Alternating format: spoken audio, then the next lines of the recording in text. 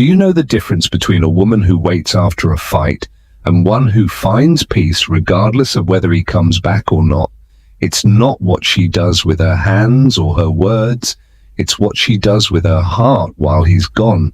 Let me tell you something I've observed in over 2 decades of listening to broken and mended love stories. Something that changed the way I understand why some bonds survive storms while others fade after the first strong wind. For years, women have asked me the same question: how can I get him back after an argument? But the real question, the one that hurts and heals, is another. How can I stay with myself when everything is falling apart? Because a man's loyalty, the one so many seek as if it were the holy grail of love, is not won by begging or pleading or shrinking yourself so he can feel bigger. It's won by being someone who can withstand the storm without breaking, without losing herself, without disappearing in the attempt to hold everything together. A few days ago, a woman told me, "Doctor, when we argue, I feel like everything is falling apart, like I've built a house of cards, and each harsh word is an earthquake." And I asked her, "What if I told you that the house collapsing isn't yours, but the one you built for him?" The silence that followed was long. It was the silence of someone seeing herself in a mirror she never expected. It was the moment when something deep within her began to awaken. You see, during an argument, something happens in the male body that few women truly understand. His nervous system activates as if facing a real threat. His heart starts pounding like a war drum. His mind clouds in a thick fog, and an ancient voice in his primal brain whispers, "Protect yourself. Get away. Survive this threat." It's not that he doesn't love you, it's that for a moment his body confuses love with war, intimacy with danger, your pain with a direct attack on his essence. But here's what I've learned after all these years of listening to broken hearts and helping piece them back together. It's not the fight that destroys a relationship. It's what happens afterward. It's the silence that punishes like an invisible blade, the coldness that distances like an icy wall, the pride that builds granite barriers where bridges of understanding once stood. When a woman reacts to his distance with more distance, when she responds to his silence with silence soaked in resentment, when she interprets his need for space as personal abandonment and reacts by emotionally abandoning him first, something more fragile than love breaks. Trust. Trust shatters. That invisible foundation upon which all true human bonds are built begins to fracture. And trust, my dear, is not believing that he'll never hurt you, because pain is an inevitable part of any real intimacy. Trust is knowing that when pain comes, like rain, both of you will find the way back to each other, like two travelers lost in a storm who still know the way home. I've seen beautiful, intelligent, successful women, admired by the world, turn into smaller versions of themselves after an argument. They walk on eggshells as if the ground were made of glass, measure every word like drops of poison, monitor his every move as if they were detectives of their own love. And he feels it. He feels it in the air, like a tense current. In her body, stiff with anxiety. In the way she looks at him, always searching for signs of rejection, like someone scanning for symptoms of a terminal illness, and then something terrible, yet predictable, happens. He starts pulling away, not because he doesn't love her, but because he feels like he can no longer be himself without disappointing her. Like every move he makes is being judged, every silence treated as a sentence, his humanity becoming unbearable to the woman who says she loves him. Have you been there? In that place where you love so much that you lose the boundaries between where you end and where he begins, where his mood sets the temperature of your entire day. His silence becomes your deepest anxiety, and his approval your only source of inner peace. That's a dangerous place, an emotional territory where the air becomes unbreathable, because from that place, every argument feels like an existential threat. It's not just a difference of opinion about who will do the dishes or where you'll spend the holidays. It's the risk of losing everything you believe you are, your entire identity built around being loved by that specific person. But let me tell you about another woman, a different story that might illuminate something on your own path. A woman who came to my office after years of relationships that always ended the same painful way, with her chasing like a lost soul, begging like a frightened child, trying to fix what was broken with her own bloodied hands. And she told me, with a broken but determined voice, "Doctor, I'm tired of loving as if my life depends on it. I'm exhausted from turning love into a matter of survival." I asked her, as gently as any exposed wound deserves, "What if I told you real love begins when your life no longer depends on it? What if true love is born precisely when you can live without it, but choose not to?" We worked together for months, exploring the labyrinths of her heart, dismantling the beliefs that had led her to lose herself time and time again in the love of others. Something changed in her, gradually and profoundly. She didn't become colder or harder or less loving. She became more present, more grounded in her own emotional soil, with herself, with her own feelings, with her own truth that had long been buried beneath layers of need and fear. The next time she had an argument with her partner, something was different in the very air of the room. When he pulled away with that familiar coldness, she didn't run after him like she had 1,000 times before. She didn't shrink in fear, waiting for the emotional blow.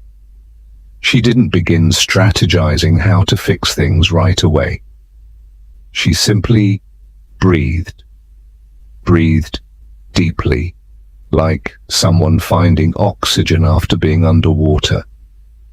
And from that space of conscious breathing, from that sacred pause between stimulus and response, she was able to do something revolutionary. Something that changed the course of her entire love life. She was able to love without suffocating, to miss him without chasing like a desperate hunter, to want him without needing him like an addict in withdrawal. That night he came back, not because she did anything specific to bring him back, not because she followed some self-help strategy, but because for the first time in a long time, he didn't feel like he had to escape her just to breathe. Her love wasn't a net that trapped him. It was a space where he could be truly free. "Do you know what the most beautiful part of that experience was?" she told me weeks later, with a smile that seemed to rise from the depths of her soul. "It wasn't that he came back, though that made me very happy. It was that I was okay if he didn't. It was discovering that my peace didn't depend on his decisions. That is the paradox of mature love, the beautiful contradiction that confuses the mind but frees the heart. We can only hold on to what we are willing to let go of. We can only attract what we're not chasing in desperation. We can only receive the love we're not begging for. Now, don't misunderstand me. This is important to hear clearly. I'm not talking about cold indifference. I'm not talking about calculated emotional games or pretending to be strong while falling apart inside like a sandcastle. I'm talking about something much deeper and more authentic, the ability to love from wholeness, instead of from lack, from emotional abundance instead of the emptiness begging to be filled. When a woman can hold her own emotional storm without projecting it onto him like a dark shadow, when she can feel her own anguish without automatically turning it into a problem he must solve, when she can miss him deeply without turning that natural longing into an urgent demand, something magical happens in the chemistry of the relationship. He feels free to come back, not because he has to out of guilt or duty, but because he genuinely wants to. And here is what I've observed again and again over these decades of listening to love stories. Men don't run from real love. They never have. They run from need disguised as love, like a wolf in sheep's clothing. They run from emotional dependency dressed up as generous devotion. They run from existential fear hiding behind seemingly innocent tenderness. But towards a woman who can love without clinging like a suffocating vine, who can give without losing herself in the act of giving, who can be vulnerable without being fragile like a leaf in the wind, towards that woman a man doesn't flee like a frightened animal. He walks towards her with respect, with admiration, with the deep recognition of having found something extraordinary. Do you remember the last time you argued with someone truly important to you? Do you remember what happened in your body when the words turned sharp and the air filled with tension? Maybe you felt that familiar sensation you know so well, the panic that everything was ending forever, the urgent impulse to fix things immediately before it was too late, the desperate need to know he still loved you despite the painful words. It's normal to feel that, isn't it? Completely human and understandable. But what you do with that primal sensation, how you respond to that emotional tsunami, that's what makes the fundamental difference between love that liberates and expands and love that suffocates and contracts, love that nourishes and love that drains. There's something I've learned to recognize, something I call emotional softening. And it's not blind submission. It's not doing everything he wants to maintain a superficial peace. It's something much wiser and more powerful. It's the ability to soften your energy without softening your truth. To keep yourself intact while creating a safe space for reconnection. It's being able to say with your presence, not with pleading words, I'm here. I'm not your enemy, even if the pain right now makes us feel like opponents. This space between us is safe to return to when you're ready. When a woman can do this with authenticity, when she can be soft without being weak like a feather in the wind, when she can yield without surrendering completely, when she can welcome without abandoning herself in the process, something reconfigures in his nervous system almost instantly. His primal brain stops perceiving imminent danger. His heart allows itself to open again like a flower receiving sunlight after a storm. But here's the key that many women overlook. This only works if it comes from an authentic place within you, from your deepest truth. If it's a manipulative strategy to bring him back at all costs, he'll sense it, like animals sense earthquakes before they happen. Men have a special, almost supernatural intuition for detecting whether softness is genuine, like spring water, or calculated like a chemical formula. Real softness is born from inner strength, not from weakness disguised as virtue. It comes from knowing you can withstand what comes, like an oak tree that bends but does not break, not from fearing everything will collapse at the first strong wind. I've seen women transform entire relationships simply by changing their relationship with themselves after a fight. Instead of becoming smaller like someone hiding from the storm, they become more present, like someone finding their center in the middle of chaos. Instead of chasing like desperate hunters, they stand in their own dignity.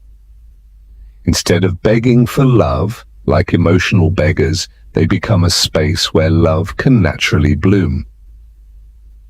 But I've also seen others stay trapped in patterns that hurt them again and again, like vicious circles with no end. Softening when they should be setting clear boundaries like walls of respect. Welcoming when they should be stepping away, like someone protecting themselves from fire.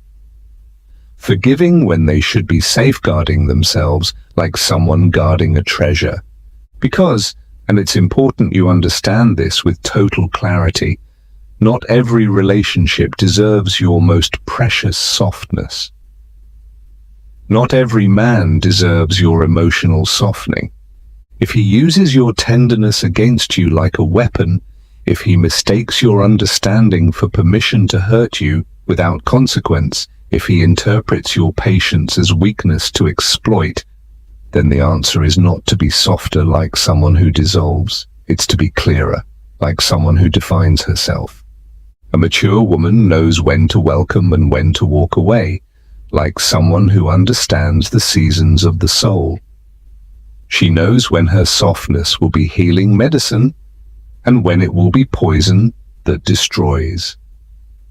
She knows she can be gentle and strong at the same time, like water that can be a soft caress or a force that shapes mountains.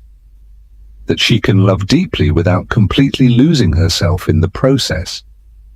Have you noticed how small children run to their mothers when they're scared by the storms of life?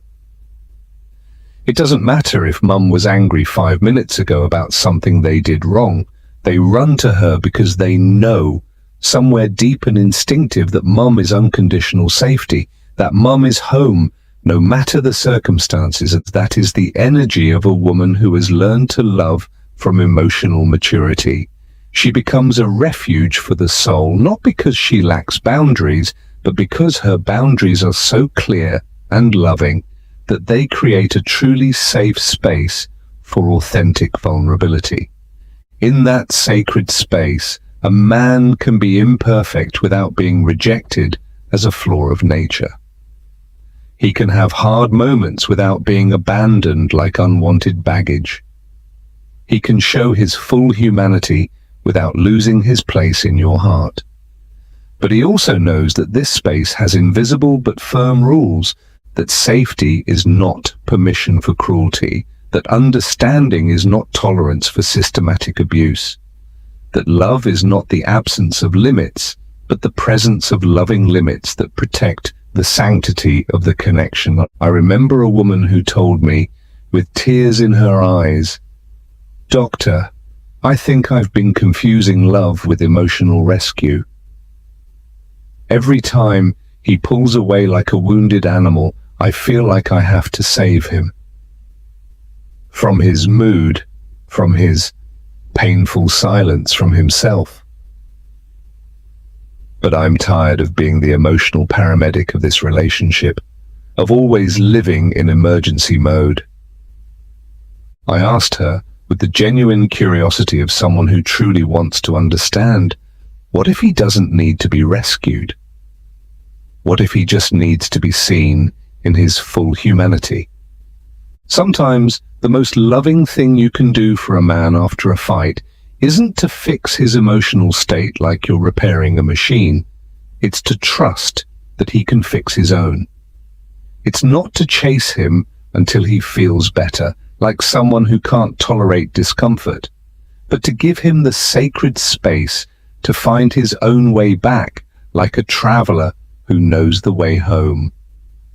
But be there when he returns, with open arms but not desperate ones, like branches that don't beg for the wind.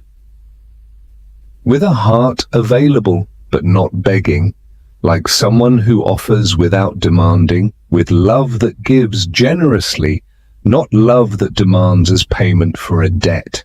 That is the fundamental difference between a woman who waits out of fear and one who waits from love. One is begging for him to come back so she can feel whole again, like a puzzle missing a piece. The other is already whole within herself, and her door is open for him to join that wholeness as an honored guest, not as a necessary savior. Men feel that difference with astonishing precision. They feel it in your voice when you speak, like music that resonates differently. They feel it in your body when you're near, like energy vibrating at another frequency. They feel it in the energy you project even when you're silent, even in the stillness. And toward the woman who radiates inner wholeness, a man doesn't feel drawn out of guilt or pressure. He feels drawn from genuine admiration, from deep respect, from the almost mystical recognition that being with her makes him better. Not because she fixes him like an emotional mechanic, but because she inspires him to find his own greatness. Do you know the question I've been asked the most over the years of listening to Broken Hearts? How can I make him choose me over all the others? But the real question, the one that changes everything, is how can I choose myself so deeply that anyone who's with me is also choosing the best of themselves in the process? Because real loyalty, the kind that endures through life's storms and grows over time like a tree that strengthens, is not built on desperate need. It's built on conscious choice, on the daily decision of two complete people to create something together that's more beautiful than what they could build alone, more meaningful than the sum of its parts. When a woman can be in a relationship without losing herself in it, like someone who becomes the ocean. When she can love deeply without loving desperately, like someone who breathes love instead of begging for it. When she can be vulnerable without being dependent, like someone who opens from strength. She becomes someone a man never wants to lose. Not out of fear of emptiness, but out of infinite gratitude.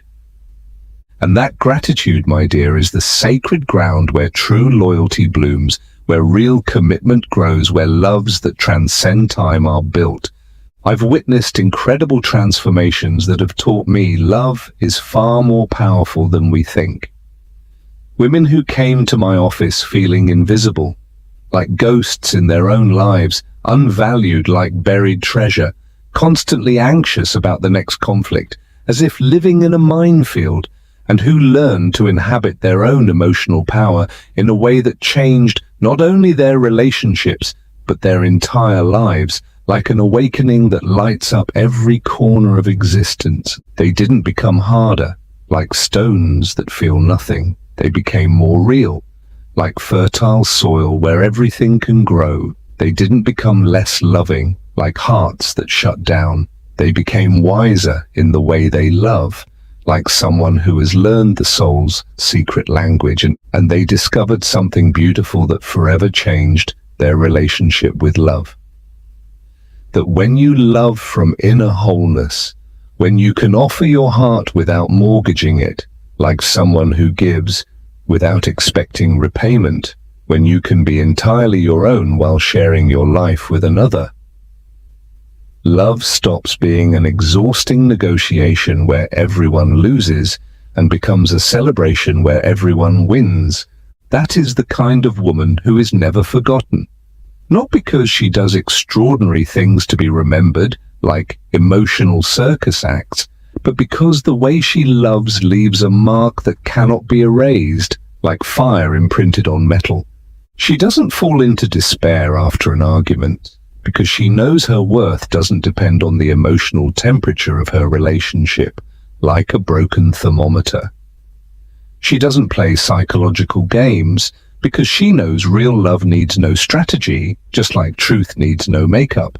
She welcomes without abandoning herself because she has learned that the deepest surrender comes from conscious choice, not from emptiness trying to be filled. And when a man finds a woman like that, when he discovers that he can be fully human in her presence without losing his place in her heart, like someone who finds a true home, something awakens in him that goes beyond physical desire or surface attraction. Reverence awakens, that sacred feeling that inspires poets and moves mountains, and a man who feels reverence for a woman doesn't leave her after a fight like someone running from a storm. He finds his way back to her again and again, because he knows that in her arms he doesn't just find love as emotion, he finds home as a state of the soul. But remember this clearly, you cannot create that reverence in him like someone manufacturing emotions. You can only create the internal conditions within yourself so that if he is capable of feeling it, he has a sacred place to do so. And if he isn't, if after your greatest authentic softness and your deepest loving clarity, he still chooses distance as refuge, silence as punishment, coldness as armor, then your gift to yourself is not to keep chasing like someone chasing shadows. It is to recognize that you deserve someone who can receive and value what you have to give. Because a woman who has learned to love from emotional maturity does not settle for crumbs of affection from someone who cannot see her worth, like gold mistaken for common stone. She knows her love is a rare and precious treasure. And treasures are not thrown where they cannot be appreciated, like pearls before swine. That woman walks through the world with a silent dignity that doesn't need to be shouted. It's visible in her posture, like someone who knows her worth. It's heard in her voice, like music that doesn't need volume to be beautiful. It's felt in her presence, like perfume that doesn't need to be heavy to be unforgettable. And that dignity, that ability to love herself enough not to lose herself in love for others, like someone dissolving into the ocean, that is the quality that transforms everything like an emotional philosopher's stone. It transforms how others see you, like a mirror reflecting your inner world. How you treat yourself, like a temple worthy of care. And how you move through life, like someone who knows her destiny. But above all, it transforms your ability to create relationships that nourish instead of drain, like emotional vampires, that inspire instead of exhaust, like consuming fires, that celebrate instead of merely tolerate, like someone who accepts the unacceptable. And when you find someone who can dance with you at that level, someone who can receive your love without trying to possess it like an object, who can give you his without losing himself in the process, like someone who gives without disappearing, you'll discover that loyalty is not something you have to chase like an elusive butterfly. It's something that arises naturally when two whole people choose to walk together for a time, creating something beautiful without destroying who they already are on their own. That is the invitation I offer you today. Not as a command, but as a possibility. Not to become someone who can make a man stay by using psychological tricks, but someone so at ease with herself that she only keeps those who add beauty to her life, not drama like an emotional soap opera. That is the kind of woman who is never forgotten. Not because she is perfect like a marble statue, but because she is real, like soil where gardens can grow. Not because she has no conflicts like artificial life, but because she knows how to navigate them with grace, like a captain who knows the winds. And that woman, dear, that wise and powerful woman, already lives within you, like a seed waiting for its moment. She's just waiting for you to let her out, to let her bloom, to let her show the world the beauty that has always been there, waiting to be seen. This transformation doesn't happen overnight, like someone changing clothes. It's a gradual process, like learning a new language of the heart. An awakening that happens layer by layer, like peeling an emotional onion until reaching the luminous center of who you truly are. Some mornings you'll wake up feeling that inner strength, like a river flowing with certainty to the sea. Other days you'll feel it as a barely audible whisper amid the noise of your oldest fears. And both days are perfect. Both are part of the journey toward a more mature and conscious way of loving. What matters is not the speed of the process, but the direction it's moving, not the perfection of each step, but the clear intention not to go back to those patterns that hurt you, to those ways of loving that made you smaller instead of greater. Because when a woman begins this journey toward her own emotional wholeness, something shifts. Not just in her, but in everything around her, like a stone thrown into a lake, sending ripples outward without end. Men who once ignored her begin to notice. Her presence becomes valuable to those who once took her for granted. And those who used to toy with her feelings begin to respect her. Not because she's done something different externally, but because something fundamental has reconfigured within her. Something sensed without words, felt without explanation. Recognized like we recognize truth when we see it. That is the magic of becoming who you really are. You don't have to chase love. Love finds you. You don't have to beg for respect. Respect arises naturally. You don't have to plead for loyalty. Loyalty is offered as a spontaneous gift. And if this message has awakened something in you, if you feel these words have touched a truth that already lived silently in your heart, then you've already begun. You're already on the path. You already are that woman who cannot be forgotten because she has finally learned not to forget herself.